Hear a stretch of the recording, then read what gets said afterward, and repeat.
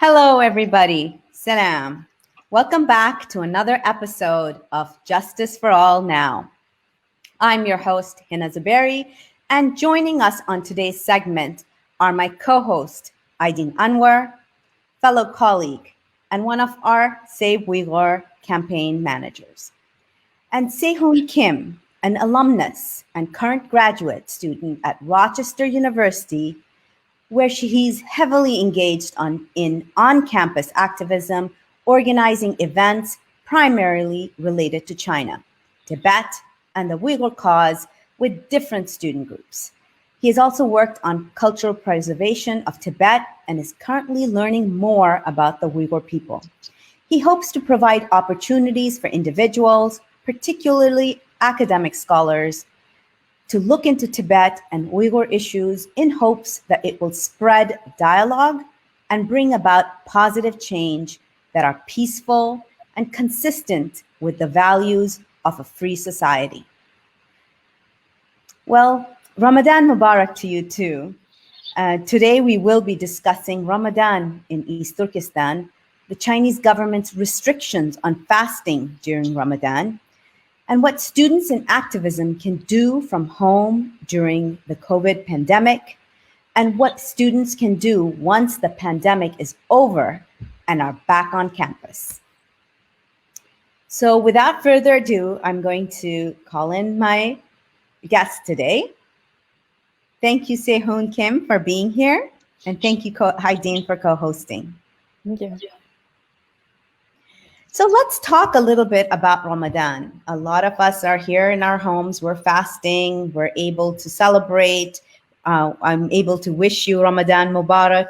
Aydin, I wanted to discuss a little bit about how Uyghurs celebrate Ramadan. What is the diaspora going through during Ramadan? And what are people actually in East Turkestan? What do they go through under persecution by the Chinese government? Thank you. Well, first of all, Ramadan Mubarak to all those who are watching. I would say that Ramadan, particularly every year for the past several years now, it's been a really painful experience to think about, the fact that we are here abroad, able to fast and observe our religion freely. We go to Tarawih prayer, we break our fast with our families. We're able to say Ramadan Mubarak to each other. But what makes it particularly harder for us is even now, and I'm particularly referring to Uyghurs in diaspora who are not directly under Chinese oppression. Like right now, we can't, I couldn't even call my relatives to say Ramadan Mubarak or to basically ask them how they're doing and ask how Ramadan is going, because for me to even do that, I would be endangering them and possibly sending them to a camp or a prison because they got a phone call from someone abroad who China will then link to as to someone who is possibly tied to terrorist activity, and then use that as a reason to put someone into a camp or prison. So I can't call them. And even if I were to call them, there's a high chance that they wouldn't even answer because of fear of persecution. And beyond that, obviously, it's also painful to think that my own family members can't fast. They can't say the word God. They can't observe openly and worship the way we are. And even if people think, okay, you can maybe at least worship from home, no one would even see you. You can do it secretly. But even that is not possible because right now China still has over 1 million Han government officials living inside Uyghur homes to make sure people are not engaging in religious activity and to assess their political views and to basically report all that to the government. So you have literally government officials sleeping in your homes and oftentimes sleeping in the same bed as you to make sure that you're not engaging in these practices. So, and now we had... You said a little bit about that. This is something that our audience members need to really understand, especially those of us who are used to going to mosques and used to going to prayers at the mosque, and what we're going through right now because of COVID, and the mosques are closed, we're not allowed to pray. So talk a little bit about that, how that's at least we can pray at home. This really hits me. That not being able to pray in the sanctity of your own homes, not being able to fast because of the surveillance. What does that look like? What does surveillance mean? Break it down into terms if you were back in East Turkestan and you got up in the morning and decided to open the lights up so you could prepare a morning suhoor meal for your family, what would happen? So, I mean, this is like really interesting because I remember seeing how a lot of people were like talking about how heartbroken they were, the fact that they couldn't go out to the masjids this Ramadan. And obviously, I don't want to downplay everyone's feelings because this is still a really sad time for everyone. And people are still trying to adjust to this new way of worshiping from home. But now people are starting to see like the benefits of it. They're starting to see that there's more blessings coming out of it because they're spending more time with their family and are being more productive and so on. But, I sometimes like to remind them, be like, at least you can pray in your own home, like at least you're not being surveilled, you're not being punished or threatened to be sent to a prison or camp because you're doing that. Like let's keep these things into consideration, be grateful for what Allah subhanahu wa ta'ala has like blessed us with, because there are people who again have it infinitely worse. And going back to your question of what it's like to have someone be surveilling you. I mean, I haven't lived through that directly, so I don't want to speak on behalf of that kind of feeling and say this is what it feels like. But I feel like we can try to put ourselves in those shoes. I think that even for some time, I remember there was even reports talking about how government officials were actually be walking through neighborhoods to see who has the lights on during the suhoor time or the time period where before sunrise, where people end up eating their meals to get prepared for the rest of the day. The Chinese government would actually make sure that these people don't even have their lights on to ensure that these people are not fasting. And even if they manage to fast, or even if they manage to have that feast in the morning, oftentimes in school and in workplaces, they would actually be forced to show that they're eating. So the schools or workplaces would force them to eat and show that they're not fasting. And so I think we have some things to showing that this is the reality for a lot of students, and also they're also forced to vow that they're not fasting and sign these these forms and whatnot, and to basically prove that. So, and in addition to that, obviously, and one thing I do want to mention is obviously there had been thousands of mosques that have been prevailing all throughout East Turkestan that had been, packed in history. And now those mosques are completely empty. Many of them have actually been razed to the floor. And a lot of them are very holy sites for the people of East Turkestan for centuries. We even have the shrine of Imam Jafar as-Sadiq, who is an 8th century scholar and a descendant of the Prophet Muhammad sallallahu alaihi wasallam. So his tomb is not there, but it's a shrine, it's a maqam, and it's one of the 5 holiest sites for the Uyghur people that has shown to be destroyed. Many historical mosques have also been razed to the ground. And even if China decides to keep up a mosque and not necessarily decided to raise it, they end up using these mosques as basically a show for tourists to say, hey, religious freedom does exist. Look, this mosque exists. But they also convert these mosques into cultural propaganda centers. Oftentimes, they even put the portrait of Xi Jinping up on the mihrab or in the direction of the qibla, or where the direction that Muslims prayed and when they're pray. And so you can see how China is literally trying to just shift everyone's loyalty from God to the Communist Chinese Party. And so here you can see these are actually pictures coming. This was actually a tweet shared by a China scholar and an academic showing how these students were forced to basically vow and eat during the daytime, showing that they're not fasting during the month of Ramadan. So this is just one example, and there's also other disturbing videos that were being circulated showing Uyghurs and other Muslims that are being forced to drink alcohol and eat food and in the broad daylight. So this is just something, again, this is just the tip of the iceberg as well. I feel like I remember oftentimes when we'd be talking about the oppression of the people of East Turkestan, everyone loved to say, oh, these Muslims can't fast, which is true. But it's I feel like the oppression would then be equated to just that is the issue, or that's the main issue. And it's I feel like people would just kind of listen when they would hear the term Uyghurs, they'd be like, oh, these are the people who can't fast in Ramadan. And that's pretty much all they would say, or maybe they would know a couple things. But I'm it's much more than that. This is part of a much greater campaign to wipe out who the Uyghur people are culturally, linguistically, historically as a nation, because Islam is such an integral part of their identity. And by erasing the Islam, you're erasing their identity and basically increasing that effort to homogenize the rest of China, because their essential goal is to make us into Han Chinese people, and they want East Turkestan, which is an occupied land, to essentially basically be very visibly part of China, even though historically that whole land and that whole area, our culture, our language, our architecture, every part of our nation is very much different than the rest of China proper. And I don't want to say the rest of China, because East Turkestan is not a part of China, even though we are occupied. And that's one thing I want to emphasize, because I think that's a common misconception. People think we're just an ethnic minority that's been living within China for many, many years, when in reality, we've been living through an occupation. So Aydin, there's a question actually from Yahya Ali. Does China go to these extremes with other religions in the country, or are these attacks based on the history of East Turkestan and China? So that's a good question. I think nowadays China has been increasing its crackdown on other religions, including the Hui Muslims. So they have been destroying their mosques, controlling the way that their religion is practiced. There's something called the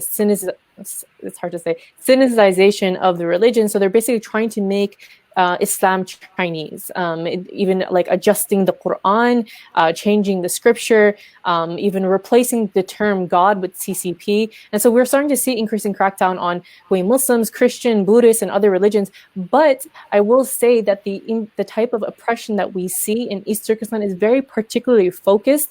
And there's a reason for that. And the main reason is the fact that this is part of an occupation, and that there's a territorial claim to this land.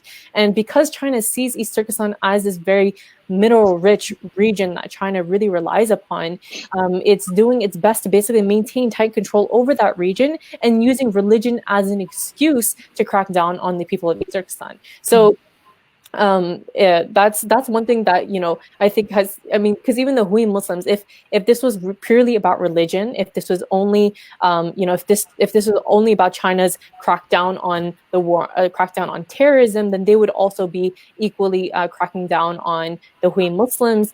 But you would see thousands of Hui Muslims being rounded up into camps, being subject to the same forms of surveillance and the same forms of discrimination that Uyghurs and other Turkic people are facing. But that's not really the case. And I'm not saying this to downplay the oppression that Hui Muslims are also facing and other religious groups, but that I would like to point that out, because I think there is a common misconception that this is purely about religion, and that this is about China just trying to get rid of this religious practice. But I wanted to kind of illustrate the bigger picture in this regard. Again, this is a territorial claim, and China is using religion as an excuse to basically continue clamping down on us. And now, since 9/11, the September 11th terrorist attacks, China is using the global war on terror that was launched by the U.S. to basically justify their actions, saying that they are going to add and they're going to help with this war on terror, and basically crack down on these so-called, they call Uyghur people who are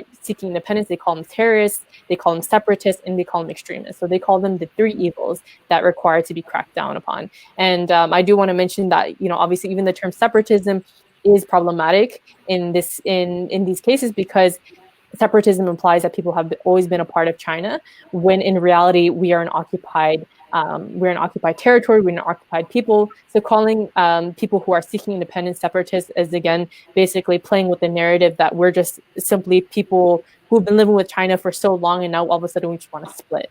So that's one thing, again, I wanted to point out, because again, that's something that a lot of people usually forget out of the narrative. So there is that's a really key point, because there are those nuances. And just to answer that part of his question about Christians or other organized religion that is oppressed in China as well. So I did want to mention some of that. So perhaps I'm going to read off some of the findings of the Yusuf Report on China that just came out yesterday, the annual report. And so they find that in 2019, religious freedom conditions in China continued to deteriorate. The Chinese government has created a high-tech surveillance state utilizing face recognition and artificial intelligence to monitor religious minorities. And on April 1st, a new regulation requiring religious venues to have legal representatives and professional accountants went into effect. Some smaller religious venues, especially in rural areas, found these requirements quite impossible to fulfill. And then, they go into obviously what is happening with the Uyghurs, Kazakhs, Kyrgyz, and other Muslims who have been detained in the concentration camps. Some of the other findings that were particularly interesting, aside from the issues that we usually work on, was that, and then we've been talking, actually, I wanted to bring up this point that we have been talking about a lot in the past month, is that during 2019, and this is the U.S. Commission for International Freedom's annual report that we're talking about, they found that camps increasingly transitioned from re-education to forced labor, as detainees were forced to work in cotton and textile factories. And outside the camps, the government continued to deploy officials to live with Muslim families. So this is also documented in their report. And so any of these daily activities, like we were talking about in the beginning, fasting, praying, is reported as signs of extremist religious behavior.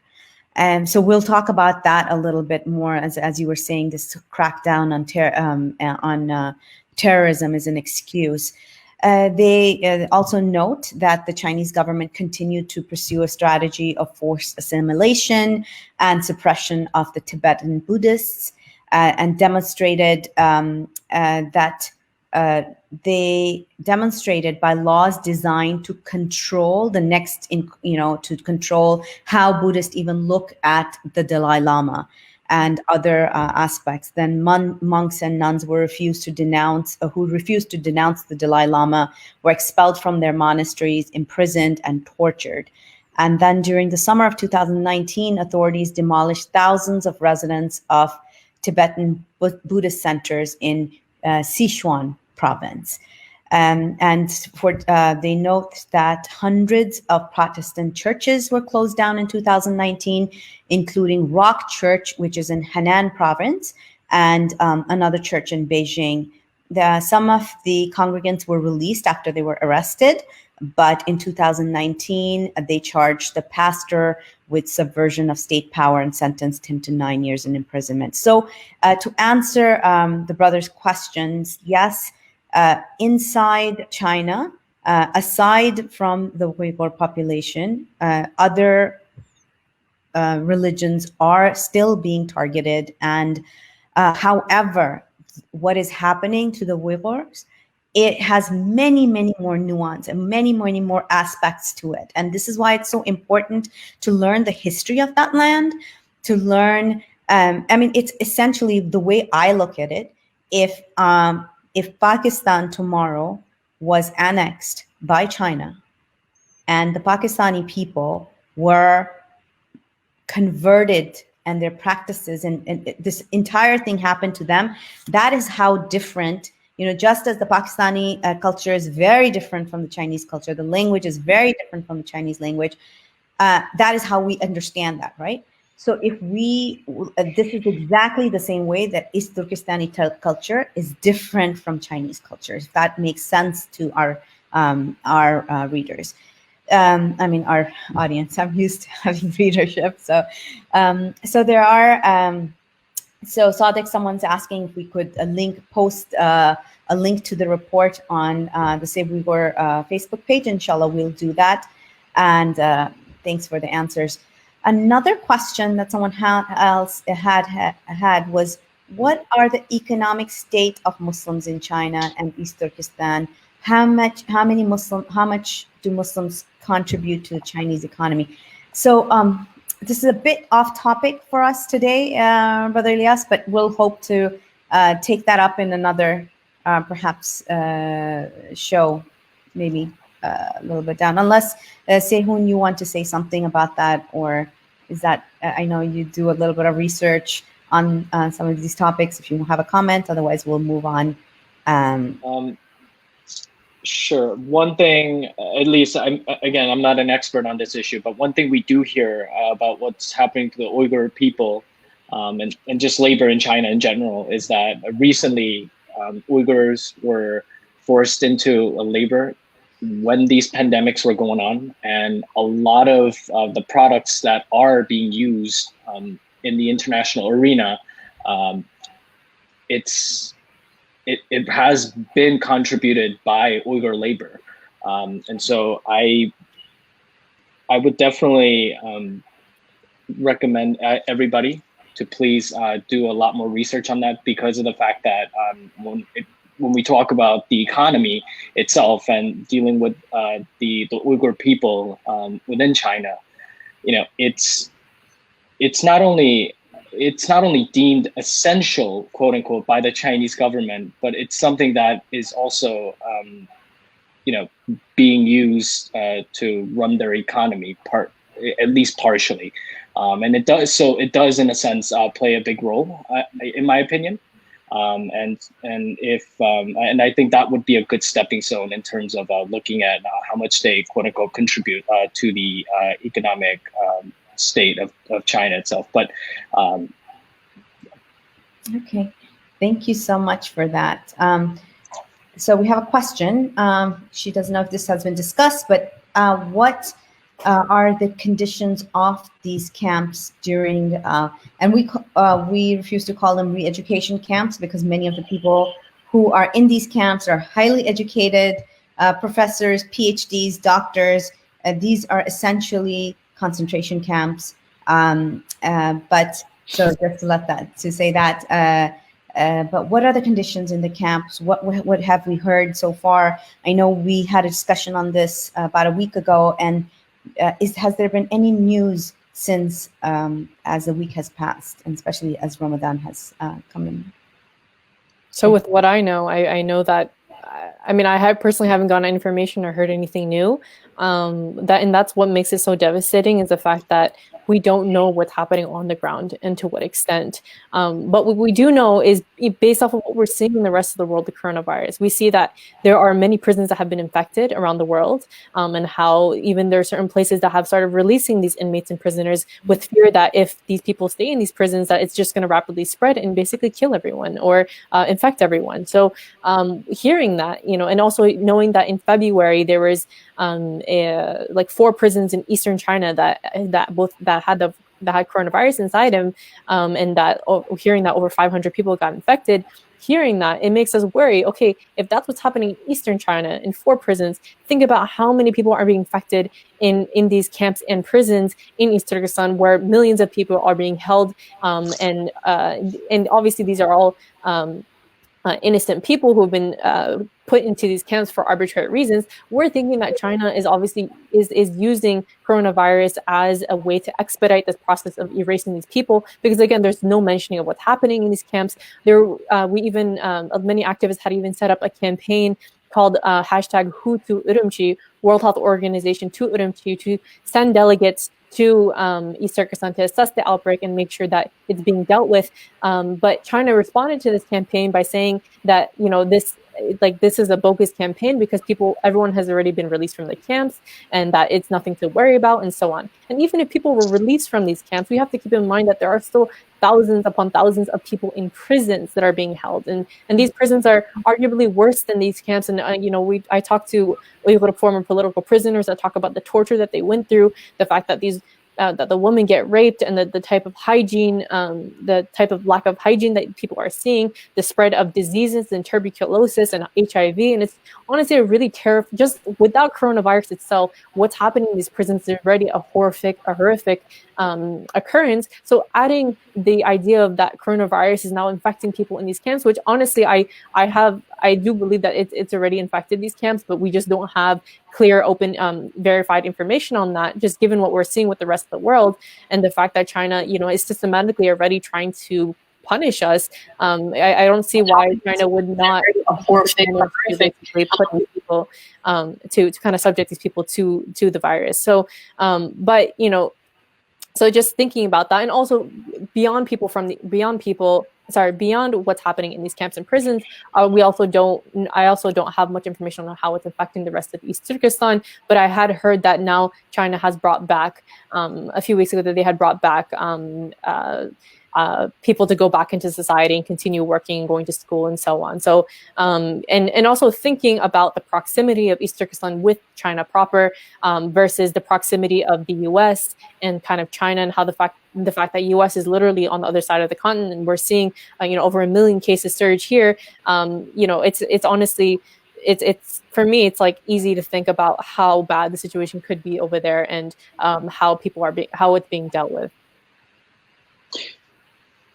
If I can jump in there a little bit, I would also like to add the fact that the effects of the concentration camps itself arguably makes it even a lot worse for the Uyghur people during this pandemic than any other group that's out there. The reason is because it's not just psychologically affecting them in general, even if they were released. There was, and again, societally, a lot of times I see, when I see reports that, oh, they have been released.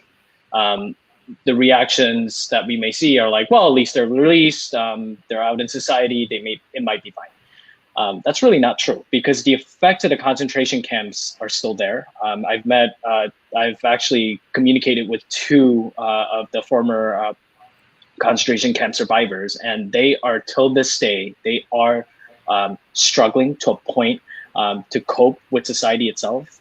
Thank God they are doing a lot better than before. But also at the same time, this whole pandemic with the Uyghur people has also hit millions of Uyghurs across the world, including our my fellow panelist, Aydin over here. She, like her and many other Uyghurs who are in exile today, the fact that they can't celebrate Ramadan and, just spend time with their families back home, that's not the only hurt that they're facing. They're also facing, this unimaginable horror and hurt within, like, deep within their heart, because of the fact that both their families back home have now both have to endure the pain of a concentration camp, but also at the same time not knowing what really happened to them, especially during this pandemic. And even if they are alive, I mean, what is the guarantee that they're not infected with the virus? And even if they're infected with the virus, what's the condition that they're in now? So this uncertainty itself is causing a lot more pain and harm than we could ever imagine for the Uyghur people. And I feel like that's something that really needs to be noted. Definitely. Yeah. And this is a good segue into what we wanted to discuss. A lot of times when people look at this crisis and they look at it as just that, like a crisis, right? And they don't realize that this is systematic. This is something that it has happened before in other parts of the world. And it is not just an erasure of someone's religion or culture, even though that is as horrific as it is. This is a physical genocide as well, because it is wiping out a whole segment of not only just that society, but that entire region, right? So it's not just like, okay, if we talk about other, for example, terrible genocides that have taken place, this is even far beyond that. Like, that happens maybe to a certain segment of society, that a certain population, a certain race. This is an entire, like, I can't even put, when I look at the map of East Turkestan within that whole thing, that how China, when they build out that this is China, and how large that portion of China, quote unquote, is East Turkestan, and millions of people in that. So that just the enormity of this crisis or this oppression is what I think a lot of people don't get. And for that, we need academic scholars to study this and to speak up and to talk about this and to really stop, take off those blinders that they've had. Like, I feel like for the past 2 years, people have been just talking about this crisis in these, terminology that doesn't really get deep into the roots. So I really want both of you to discuss this. Aydin, you're a recent graduate from a school that, you know, there are scholars there who have, there's an Islamic studies department, there's scholars who study genocide, terrorism, all of that over there. And we've spoken to some of them, and hopefully we can have some of those professors come on board and present on these topics. But I know this is something, this is a passion for you, Se Hoon. If you could, and correct me if I'm saying your name wrong, because when people say my name wrong, I hate it. So yeah, let's talk about that. So I'll quickly add to this. I know that topic of the fact that this is more than just a cultural genocide has been something that I've been kind of always pushing for and saying for a while now, because I think when people say cultural genocide, or let's say if I was an outsider and I heard the term cultural genocide, I would think that this is just an attack on culture. So it means, okay, my language is being erased, my maybe religion is being erased, and I'm just basically my culture is being, as the term implies, my culture is being eradicated. And I feel like from an outside perspective, that may not seem as bad, because it's like, okay, at least they're not being killed, at least, you know, they're still living, maybe they can still have faith in their heart and like go about it, they can maybe secretly speak their language, but it's much more than that. And I cite examples of, for example, what's happening inside these prisons and camps and these facilities where we have testimonies being released talking about forced sterilization. Forced sterilization is a physical manner. You are basically, you know, physically preventing the next generation of Uyghurs from existing. That is a physical phenomenon, right? And then you also have things like transferring of children, or like forced separation of children from their parents. Up to 500,000 or more Uyghurs have been separated from their families. That is a physical phenomenon. Like, and people can argue against this and saying that, you know, there's like these conditions of genocide that must be fulfilled. But even when you go to those conditions, all of them have been fulfilled. And people may argue that also some of these may not have been independently verified, or we don't have enough evidence to basically make that claim yet. But that's part of the problem, is that China doesn't allow us to basically gather that information freely, even if we want, if we try to, and obviously we've been trying to. But it's like, to what extent do we stop? Do we try to, like, you know, pay attention to the words that are coming out of our mouth until it is then too late? I mean, like, people are then wiped out. You know, we have former testimonies. We have testimonies of former prisoners. Mihrgul Tursun, right? She's now living in Virginia. She was released from the camps because she was an Egyptian citizen, and Egypt basically vouched for her release. But she talks about, and in her cell alone, there were more than 60 women in her cell, and that during the 3 months of her detention, over 9 women died. Right. So if you kind of do that math, I know people may argue you don't have enough of a sample size to be able to like make a generalization about how many people are dying, but we went ahead and did it. We did the calculation, and we said, let's say we take the very conservative estimate that over 1 million people are in these camps or prisons, and then we multiply that number 9 by her statistics of 68 women, or over 60 women being a cell. Then we estimated that in 3 months alone, over 300,000 people would have died from what's happening. And this is just, again, one number, right? And we can further, and this also excludes children that are being subjected to abuse, torture, and death in orphanages or wherever else they're being held, and also the people outside of these camps and prisons who are being subjected to you know, these forms of oppression that are then being left alone. I mean, left uncared for by their parents that are being in detention camps. And also there's just been increased you know, what's it called?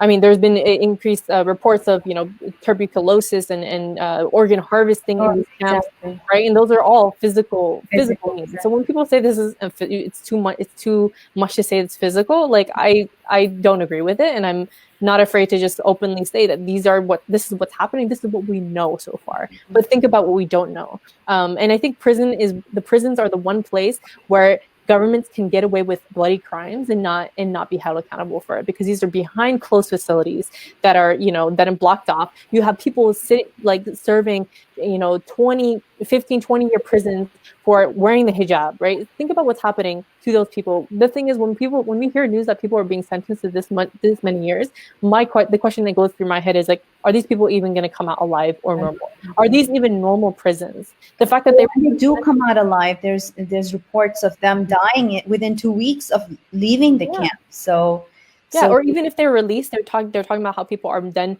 mentally deranged because they were forced to take drugs that cause memory loss and mental derangement, or the torture was so intense that they became so traumatized that they can no longer be themselves after these camps. So you are physically, even if these people are not necessarily dying, you are basically erasing who we are as a people. If people are coming out traumatized, they will be traumatized for the rest of their life, and it's going to be a very long healing process, and it might take generations. And this generational trauma will continue to last for however long it takes until we, continue until China stops what they're doing. Just to add to what Aydin was also saying, the crisis that we see, even with the pandemic itself, I mean, the uncertainty, the unclarity that we're facing from the Chinese government. Till this day, we literally have no idea where the origins of the virus actually came from. There are assumptions and there are theories behind it, but it's honestly, the world is in the dark right now, and unfortunately, it really shouldn't be. When I say this, I would like the audience to please pay attention to this, is that the Tibetans and now the Uyghur people have paid a heavy price in terms of warning the world about these sort of acts by the CCP. Not being clear, but also at the same time, as time goes on, discovering the fact that a lot more horrible, horrendous things have happened. I mean, things like that have been the reality within China since God knows when, right? I think that's another big point that we have to realize. And one other point about the fact that the Uyghurs themselves, especially, have paid a very heavy price for it. We see these concentration camps going on, and we see this torture. We see the reports of these tortures. We hear the testimonies of those people that survived these camps. But yet we don't see as much of a global outrage as one might have expected. I'm sure there are many reasons behind that. But one thing that I would like to point out is the fact that the more we don't talk about it, and the more that we are silent about it, is giving away opportunities for us to really find out the truth about what's really going on and what are the motives behind it. And just to add to all of my points is that when we look at the plight of the Uyghur people or even the Tibetan people, it's not just their plight that we need to focus on. It's the principles that are driving those situations to happen in the first place. What are these principles? Why is it that when Tibetans or the Uyghur people or the Chinese Christians, the Falun Gong, we hear about these issues about it, the word CCP always comes up, right? And I think as a global society, it has come to, I would guess, the right time, and it has always been the right time, as I would argue, to make inquiries about this and to really look into it. And as a global community, this is the time to speak up about it. One of the reasons is because we are facing a pandemic that originated from the country where the CCP rules, where everything is decided upon by the decisions of the CCP. And so it would be, in my opinion, it would be the most unfortunate things that we could ever do in this entire century if we're mum about it and if we're silent about it. So let's talk a little bit about what can universities, what can students do? Let's start with universities themselves, right. Especially academic scholars. We'll talk about that, and then we'll move on to then what are things that students can do. Well, as a student and as a student that has organized events since 2012, being an undergrad at the University of Rochester, one thing that really stuck out in my entire experience was the fact that we have to focus on the right principle. And that principle itself is a principle of not only spreading dialogue, but to present issues to encourage every individual to look into that issue and investigate that issue and research that issue as much as possible. One of the reasons I feel like, you know, the issue of the concentration camp, or the entirety of the Uyghur issue, or even the Tibet issue, or even any other issues that are regarding China is not looked upon as much as other issues in the world per se, is one of the reasons is because, yes, we don't have a lot of access into those areas. We don't have access into a lot of the information that are coming out of it, other than the fact that, yes, we see here the statistics, we hear some of the testimonies that are coming out from those areas. That's one thing that we really, that's not really under our control. But the other thing that I want to also focus on is the fact that, you know, we do this dialogue in order to be consistent with the principles that are given to us every day, especially here, in the sense that, you know, when we're in an environment where we can freely talk about you know, issues, whatever issues that may be out there, it is our job to not only research the issue, but actively engage with the issue as much as we can. That's part of the reason why I'm here today. That's part of the reason why I organized it. I organized all these events with various groups throughout the years, and to really get everyone to understand that what's happening to the Uyghur people, especially, is more relevant to us than ever before, because the same government that is causing all of this plight will be causing the same amount of pain, if not much worse, in the future if we just let it go by. And so I think that's something that we really need to remember, you know, as students. But you know, but again, as students, we are also in an academic environment, and we have to be consistent with such environment. Now, there is a very big positive side to this, in the sense that let me share a short story regarding one of my experiences. A few years ago, I've organized an event about the Tibetan crisis. And obviously, you know, during the event, we had a few students from mainland China just basically asking very, very aggressive questions. They were asking, you know, they were making statements of their own when it was not their turn. And overall, there was a lot of emotion that's involved, understandably, from their side. And one thing that really captured my attention is when one of them came up to me and said, "Why do you do this? Why are you organizing these events?" And pretty much making it sound like, you know, any criticism of the CCP itself is all of a sudden a criticism of the Chinese people, or racism towards the Chinese people, which really is not the case. As a matter of fact, the response that I gave to that student was, "Well, here's the thing though. Did you come here on behalf of the CCP?" She said no. I said, "Okay.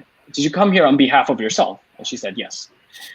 And I told her, well, if that really is the case, then, you know, I think I've accomplished what I already wanted to accomplish, in the sense that you who have disagreed with me chose to come here, voice your opinion out in a free setting that allows you to, right? And I told her, you know, if I'm wrong, then I am wrong, but please prove that I'm wrong. But that is the environment that we are in. And also at the same time, I really would like to encourage you to look into this issue as an individual, not as somebody, you know, who was educated in the Chinese system, or somebody who is just another international student. I asked her, "What's your name?" And, you know, I'll use an alias here. She said, "My name is Jennifer." I said, "Okay, Jennifer. At this point, when you think about these issues, don't think about it as anything else but as Jennifer, because you're the only person with the exact type of DNA, with the exact type of genes that you have, and you're the only one with that person in this entire universe with those characteristics." So I would 100% recommend that you look into this issue as an individual for the first time. A few months later, she came back and she said, "You know, this actually accomplished a lot of things for me." She said, I found out why the Tibetans have been protesting all these years. I've also found out that why there's so much problems that we just couldn't understand over the years. But also at the same time, I also really like the fact that I thought about this for the first time as an individual. And so that's the type of driving principle that has to be behind it, because at the end of the day, we're not better than anybody. We are on the same equal footing, and especially when it comes to the students from mainland China, it is because we think of them as individuals, and as individuals that does also deserve same amount of respect as anybody else. We challenge them with these issues. We present what's happening in the concentration camps, in the hopes that maybe as an individual, even they can come one day and really participate in this change that's direly needed for the Uyghur cause, even for the Tibetan issue and whatever. And now, just on a last note, I think as students, the other thing that we could do is not just only organize talks or get these dialogues going. There's a lot more creative things that we could that's available out there. One of the things that students can do is just actively talk about it in their classroom when it's appropriate. I've heard cases where students would go to their professors and just come up with ideas where they can convert this into their academic thesis, anything like that. That could be an amazing opportunity for every student to participate in any way, shape, or form. Do you have to go out there and protest? No, but it is one of the things that you could do. And I think another thing is that students really need to realize that there are a lot of options out there where you can participate, where you can help out with the Uyghur issue. The question is, what is the most appropriate for you, and what is the most relevant to you in terms of what you can do. And let me just add by saying that I've actually I'm a big fan of cooking, for example, right? And one of the things that we could do during this pandemic is I'm actually learning to make how to make it's called the Uyghur, in Uyghur it's called lakman, something like that, make it and then just put pictures on it on Facebook or whatever, just to really get this idea going with the fact that, hey, even as non-Uyghurs or non-Muslims like myself, it is important enough for us to participate in this cultural protection and preservation. Why don't you do the same? And even challenge other people. Why can't you do the same, right? So that we may all do the right thing, because at the end of the day, this is not just an Uyghur issue anymore. This is a human issue where no matter what background you come from, it needs all the support that it could get. Yeah. Definitely. And one thing that when you were talking about what students can do, I really urge students that they can get involved politically as well. When you pick up that phone and make that call, they're not asking you whether you're a student or whether you're a 70-year-old. You're a constituent. And when we look at the statistics of the people who are calling and making those, a lot of times that bracket of people is missing. And this is something that I really want to push to young people is pick up the phone and make that call. Call your congressperson, call your senators, go visit, make demands, write the letter, get that. It will probably take you less time than it would take your grandmother. Because so this is something that what is that? What is the hesitation with getting involved in the political process for a lot of young people?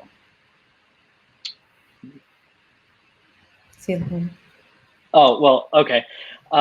I guess one thing is that, people, and when we see this all around, as recent history goes, is that a lot of young people are not voting.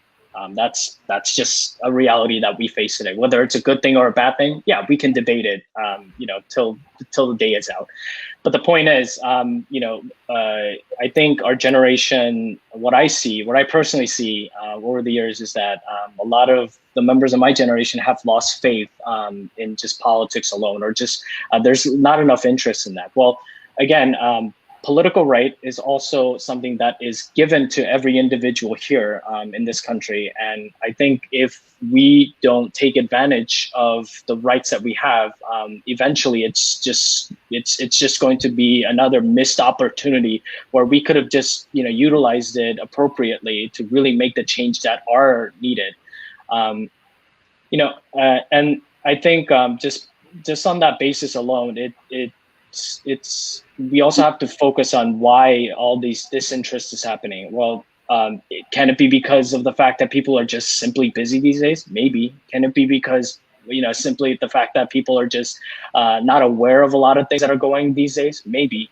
But one thing is very clear, is that we are very, very we're in a very good society where if we really want to celebrate who we are as people, we can do that. And if there are challenges or obstacles in front of us, we can definitely address those things that are in front of us, and really maybe even come up with a solution sometimes.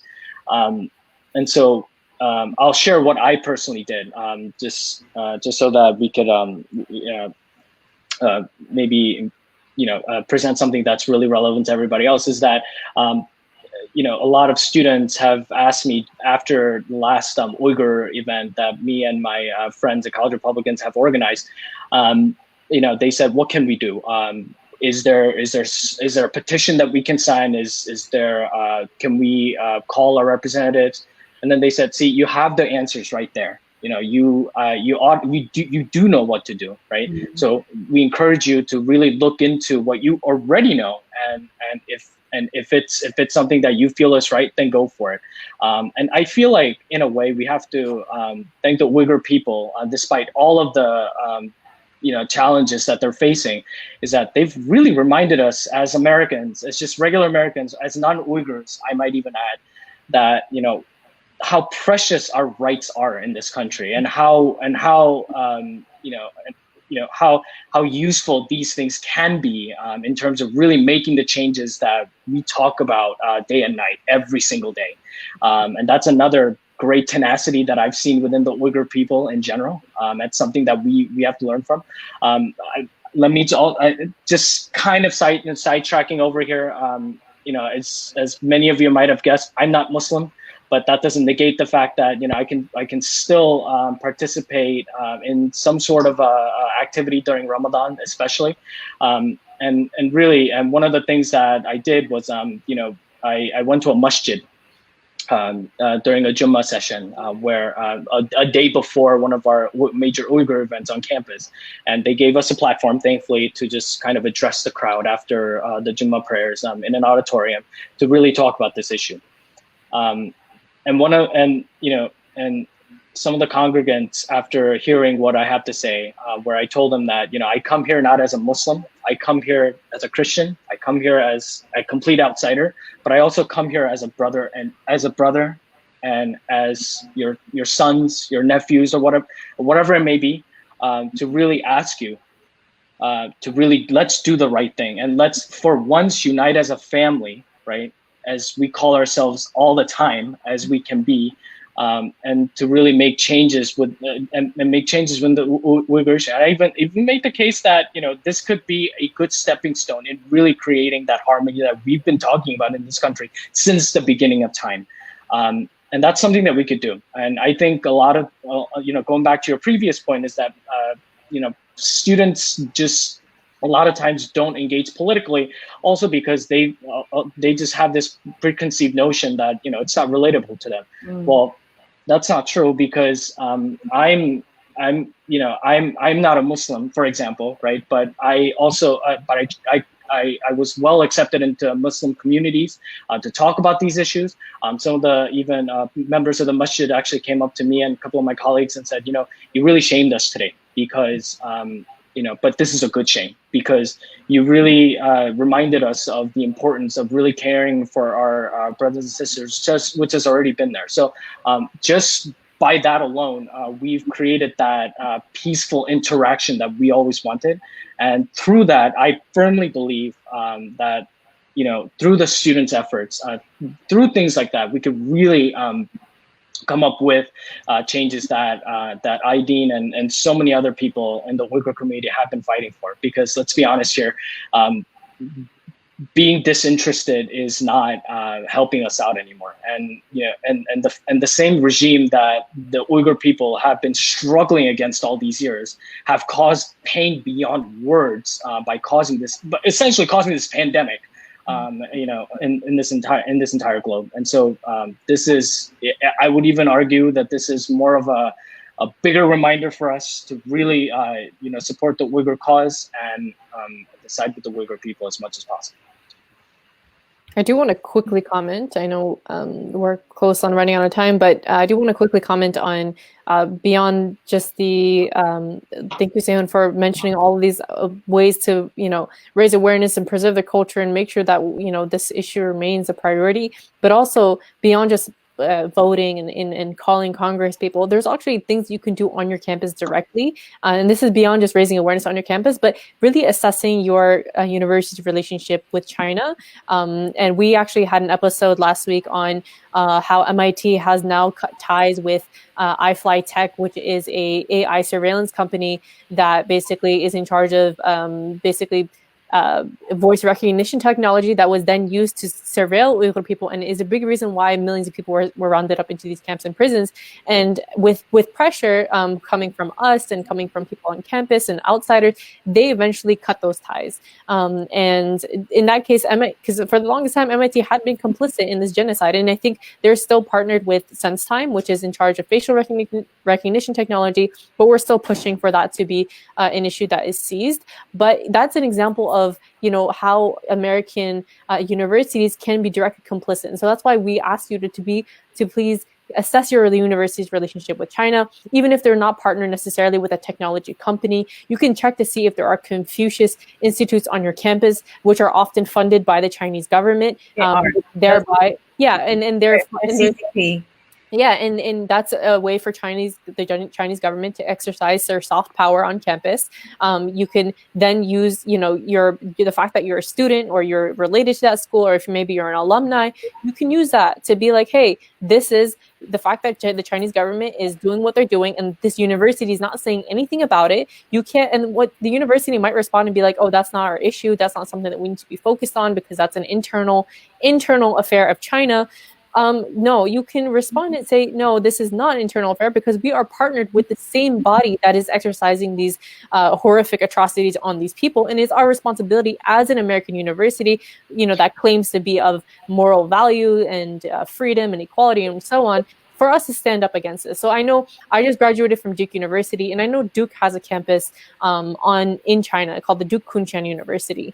And, the fact that they have a university on campus is not really the problem. It's the fact that Duke has remained silent on what China is doing in East Turkestan. And that's what really bothered me. And I really wish if I could go back in time as a student is to really make that into a campaign or some kind of activity on campus. I would probably gather like students who are also passionate about the cause. Unfortunately, I was the only Uyghur person on campus, and I felt like I was always the one trying to tell other people what's happening because a lot of people didn't know. But if I could go back in time, I would actually, try to make this into a campaign, contact the administration, make this into something that a lot of people, and you'd be surprised, a lot of professors, a lot of administration don't actually have an idea of what's happening. You say the term Uyghur, they'll just be like, okay, maybe they'll pretend they know what it is, but they maybe heard a couple of things, but they don't know the extent of it.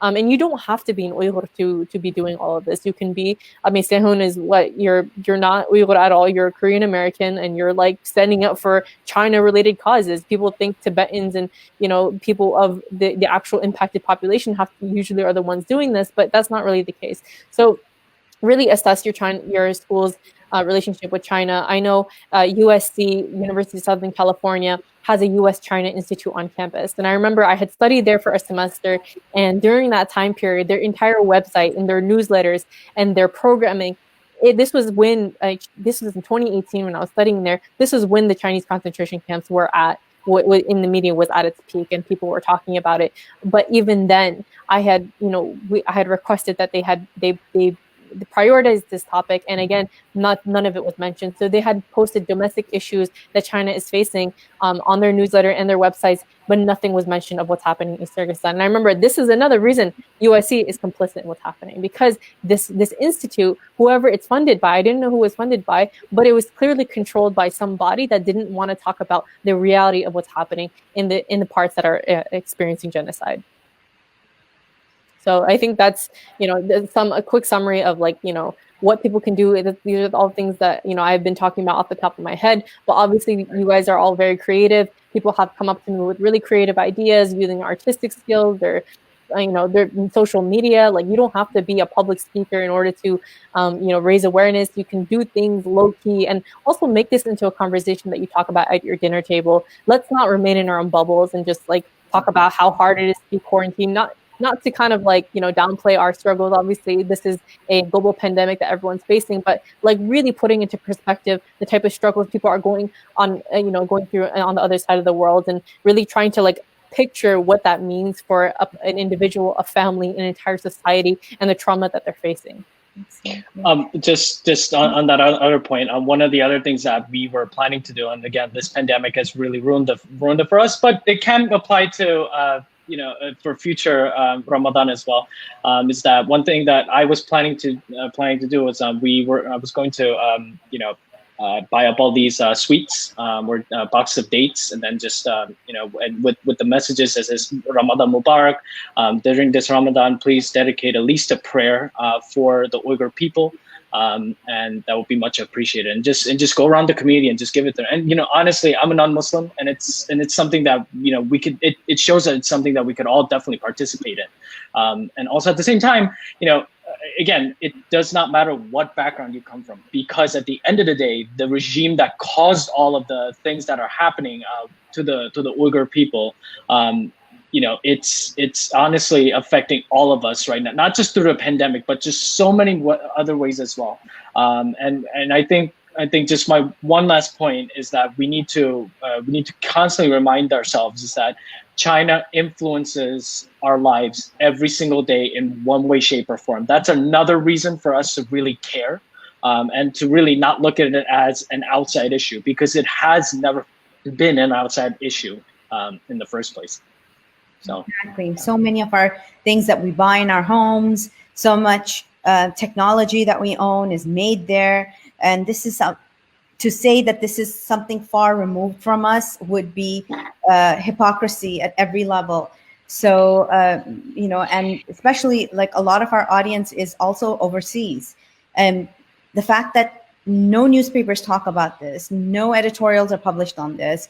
There's a clampdown on any sort of just negativity on China because of their economic power in many of these countries is what is terrifying. Because what people don't understand is if you're already so indebted to and this happened to the United States as well. So we can learn from, as an American citizen, at least I have the freedom to complain about the empire, the U.S. empire, right? But China is building their empire and has built its empire across the globe now. And if people are not, cognizant of that and are not ready to talk about what price that comes with, right? I just recently saw in Nigeria that a chief of a Nigerian tribe, a Chinese man, was made the chief of a Nigerian tribe because of how much economic investments had been made in that area by, and so just really critically, students anywhere, in campuses anywhere, right? You don't have to be in the United States. You don't have to be in Australia. You can be anywhere in the world and still be talking about this and discussing this, holding events like Se Hoon is saying, doing online social media campaigns like Aydin suggested. Really research, offer up your skills. There's so much material out there that could be translated into all these different languages and distributed, right? A lot of people are behind a information blocking. Just like we're allowed to see this because, as things, suppose we were living under an era where the US and the Chinese government had really good relationships, this conversation would not be taking place because, face it, it wouldn't have been. Like, maybe it might have been, but it would have been a really hard conversation to hold. So the fact that this is we're living in an era where the Trump administration is extremely upset with the Chinese government helps our cause. So let's use it. Use that anywhere in the world that you are. So that is something that I would seriously urge people. I can tell you myself, like, I was not an activist. I was a homeschooling mom. I wrote, I was a journalist, but my journalism was not about advocacy in that sense, right? And it wasn't until I realized, hey, this is something I can do. Anybody can do this. You do not have to be, like you said, a Muslim. You do not have to be a Uyghur. You do not have to be Muslim. You don't have to be an advocate to be able to speak truth, and especially to be able to speak truth to power. So I'm really grateful for you all to be for being here, and especially you, Se Hoon. We don't often see this cross-cultural and cross-racial, cross-religion activism. It's very and it's heartwarming for people who are going through oppression, and the people who feel like their brothers and sisters are going through oppression, to see someone who has nothing really invested in it to take this on as their cause. So I really appreciate you for that. And I'd just like to quickly add, when I first met Se Hoon, we met through Facebook, and he had basically reached out to me, talking about his experiences on campus. And I was actually very, very touched to see, because I haven't met a lot of non-Uyghur people be this dedicated to the cause as Se Hoon has been.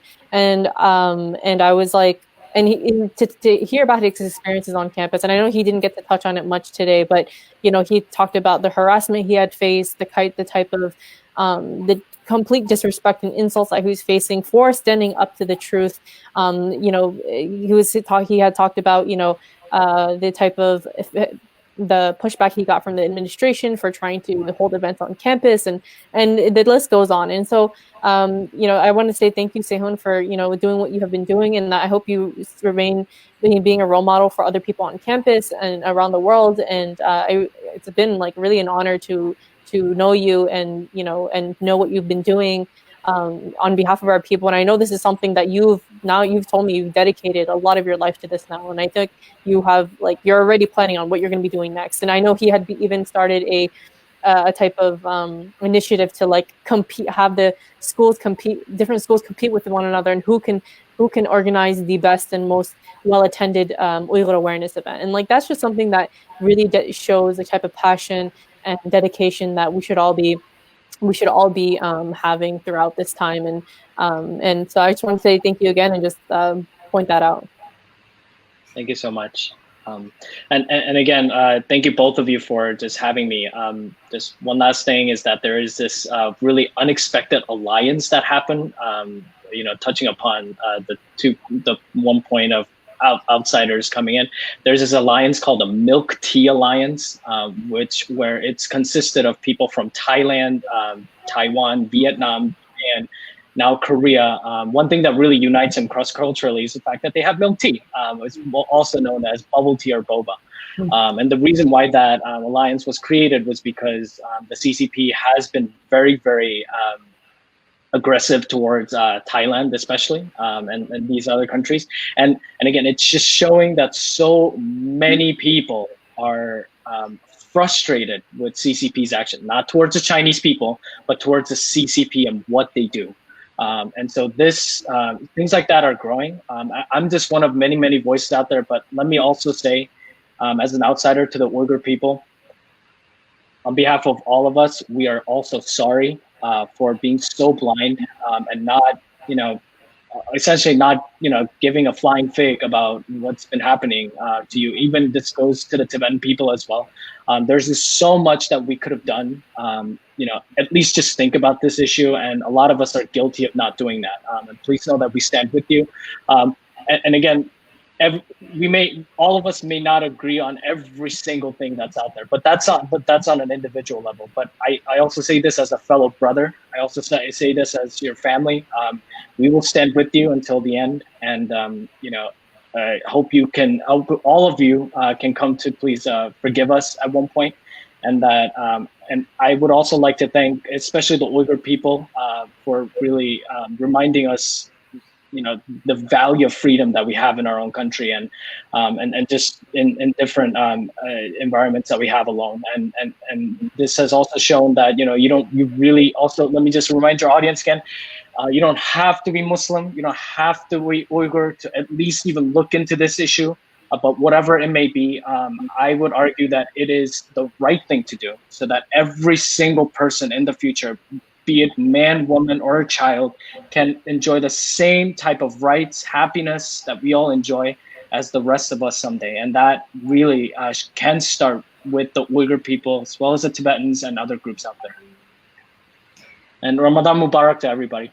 Oh, Ramadan Kareem to you too.